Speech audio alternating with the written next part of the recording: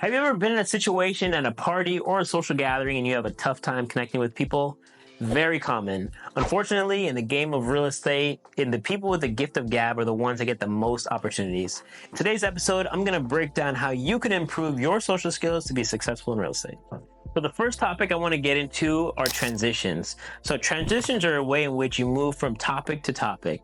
Now, a lot of people have a tough time with transitioning because that's usually where they freeze up. They start talking about one thing, they start heading in a direction, and then after they run out of things to say, they're just like, so how's the weather, right? They don't know what to do or what to say next. So transitioning can be broken down into two things. One are cold reads. Another one are contextual transitions. I'll give you an example of both of those. You're someone who's looking to get into real estate investing because you're tired of the 9-to-5 life, you're tired of your boss. Well, this might actually be your opportunity because Tuesday, December 3rd, I'm going to be hosting a free live webinar where I'm going to be showing some of the ins and outs of real estate investing and how you can get into it. All you need to do is go to 𝐲𝐴brams.com to sign up, and I'll see you guys there. Now, back to the video. Cold read is something that you would notice about somebody and you'd make an assumption based on that thing that you picked up on. So for instance, let's say it's what their attire is. You might say like, hey, you've got really great style. I bet you love design, or I bet you're a designer. Right? That would be something, that would be an example of a cold read. You can also have something which is a contextual transition, which is something that's a little bit more specific, right? You might say something like, I absolutely love the weather you guys have down here. I can't wait to tell all my family about it. They then might ask you, hey, where are you from? Right? So the whole point of this is to be able to get people to either ask you questions or have them now share what it is that they tell you about themselves or ask you about yourself. The benefit of transitioning, and when you get really good at it, is that you can continuously have new conversations and new things to talk about. In specific relation to real estate, you might say something very similarly. Maybe you notice the kind of watch that somebody has. Maybe you notice the way that they carry themselves. Maybe they're the one presenting and you see them at the end of it. These are great ways for you to get the conversation going with them, but also to keep the conversation going with them without running out of things to say. So if you want to get some more examples of transitioning, just think of it in terms of what you're doing with your friends. I tell everyone, when it comes to friends and family, we speak in statements. When it comes to guests and people we don't know, we tend to ask questions. So one of the best ways in which you can transition is to just make statements. And it's going to be a lot on assumption. And it's okay to make these assumptions because you're not saying assumptions that are offensive. You're specifically using assumptions that are either positive or you're using an assumption that is probably guessed based on, again, what they're wearing, how they look, and where they're probably from. So maybe they have an accent. You're like, wow, I absolutely love your accent. I bet you're from Texas. And they might not even be from Texas, right? But it's just a lighthearted way to get them to now share with you where they're actually from. Are there instances in which people are just like, no, I'm not from Texas? Sure, like stuff like that does happen. But if they say that, now's your opportunity to now transition into where they're actually from. Like, hey, where are you actually from? Your accent's really interesting. Or maybe they're from another country. Another great way to transition into that is finding out specifically what city that they're from so they can give you a little bit more information. As you learn to get better at transitioning, whether it's a cold read as an assumption or something that's contextual based on the environment that you're in, it'll also help you in your everyday life, because whenever you run into situations like another social gathering that we first mentioned in this video, you have an opportunity that comes up just like it, or you meet someone that you like and you don't really know what to say, just remember transitions are your friend. And the best thing that you can do is save a couple of them, keep them in your back pocket. So if you ever run into a scenario where you don't know what to say, pop out one of those transitions. The next thing I want to get into specifically is about sharing your identity. Now, your identity is really important because that's a thing that defines you. So a lot of times people, again, they don't know what to say or what to talk about, how to connect with people. And the best thing that you can do is just become a master of your own identity. Where are you going in life? What do you want to accomplish? What houses are you looking to buy? How many properties are you looking to own? What are you looking to do for a home for your mom? Are you looking to buy one for your dad? What is the identity that you've put or you've given to yourself in relation to real estate? Now, this goes much larger than real estate because your identity is much more than just the properties that you're buying. It has to do with who you are as a core, as a person. Now, the best thing that you can do is to learn to grow in your identity by start asking more questions to people about what they're doing, and also start to dig deeper in yourself as far as what you want to accomplish and the things that you care about. Now, I think for the average person that doesn't really have very many goals, they have a tough time with this because they haven't found the things in life that really give a fire inside of them. You really want to try to find the why in your life. You know, why do you do the things that you do? What joy does it bring at you? Because that's going to help you get even more focused on the identity that you are and the life that you want to live. The tighter you have your identity as far as what you want to accomplish, who you are to people, how you treat others, the better you'll be at sharing that with other people because you'll know who you are at a core level. Now, something that I tell everyone who's looking to grow in their identity is you got to go through a period in life where you really start to ask yourself some tough questions. Now, some of those tough questions might be, how much do you want to spend going to school? Do you even want to go to school? How much do you want to spend on your education that you have between your ears in regards to real estate, in regards to how to grow as a person, how to have better interpersonal skills, how to have better family skills, how to be more patient? Should I or do I need to seek therapy about some of my past experiences that I hold on to? All of these things will shape and identify who you are. Now, the reason why these are really important is because as you start to grow, and as you really start to develop that identity for yourself and who you want to be, you'll have a much easier time connecting with people because you'll know that the people that you want to connect with, and very typically, are going to be the ones that align themselves with where you are. Now, think of who you have friends with. You usually have some alignment somewhere. Maybe you guys share the same classes. Maybe you have the same interests. Maybe you guys are dancers. Maybe you guys love art. In the realm of real estate, growing in real estate is no different than all these other endeavors. You're just looking to connect with people who have very similar interests as you. Now, something that you could do as well to help grow and identifying yourself to make it easier to share with people is to think what somebody else is like in their life and what their identity is. Now, if you guys both share real estate as a common ground of what you're both into, maybe you could ask them questions in relation to what they've done.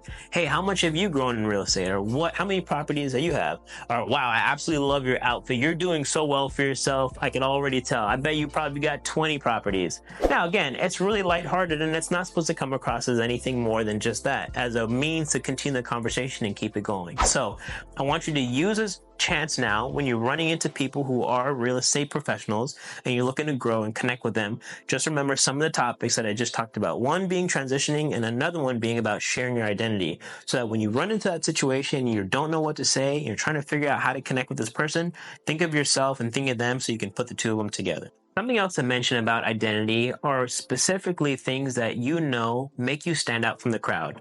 What I want you to do is in your own downtime is to write them down. Remember, these are your magic bullets. Anything that it comes to identity where it feels like it's something connected to you and you can make that connection with somebody else, it's going to be really great because it's going to come from a place of authenticity. And I think a lot of times when we're trying to connect with people that we don't really know, it feels really inauthentic. And I think the reason why it feels inauthentic is because you're trying to find something to find common ground on, but you don't really know how to connect with this person because they're a stranger. Well, the better you know your identity, the better I think somebody else is going to have that time connecting with you because they're going to see the real you coming out. And another thing as well that's really great about that and being genuine, being authentic when you're sharing your identity is that people are going to be able to relate to that. And in situations where they can't, something that I would always recommend to people is something called the go first principle. Now, the go first principle is where you literally mention something about yourself, especially a vulnerability, so it makes it easier for somebody else to be vulnerable about themselves. I think a lot of times if we ask somebody a vulnerable question, they'll have a hard time or they want to keep the card to their chest because they don't know how much they're okay sharing with you. Are you going to do something with this information? Are you going to judge me for it? But if you go first and share something vulnerable in your life, it makes it that much easier. So I'll give you guys an example of that. I recently was trying to figure out how much somebody had made on their last real estate deal. Now, something that I realized about entrepreneurs, they have a much easier time talking about how much money they make different from W-2 workers. The reason behind this, I have absolutely no idea, but I can tell you that when it comes to entrepreneurs, they always love sharing money because money matters to all of us. So something that we do as entrepreneurs is that we share how much money we're making first. That way it makes it a little bit easier for somebody else to share how much money they're making. So I recently spoke to somebody about a real estate transaction that I just finished where I made about $85,000 on the deal. It was a nice deal. I only did it in about maybe 90 days, 120 days. Not too bad considering how much time was spent into the project. After I broke down the deal, what I did, how much I made, they openly shared how much money and how much time and energy they spent on their deal. Prior to this, I actually had an interaction with somebody where I had asked them like, hey, how much did you make on your real estate deal? And they got very tight. And they're like, why would I share that with you? This is money. We don't talk about money here. And that's perfectly fine. Everybody's going to be comfortable talking about money, just like how some people aren't comfortable talking about how old they are.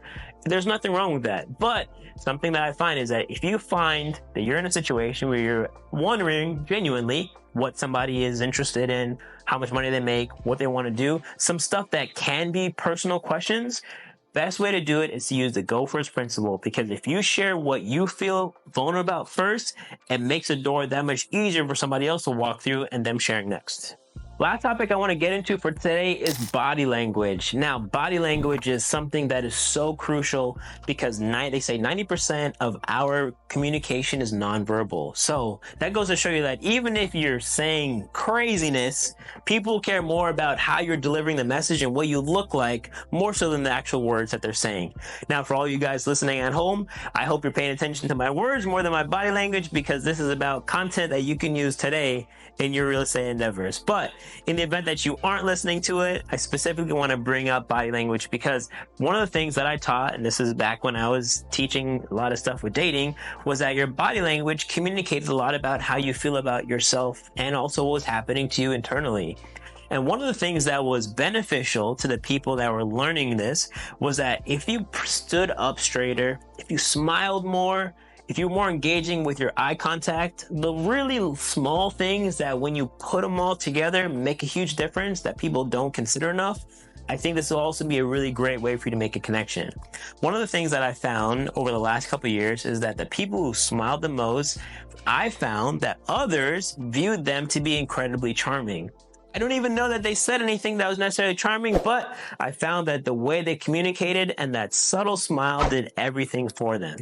Another thing as well is the people who were able to stand up straight and deliver a clear communicative message also did really well too.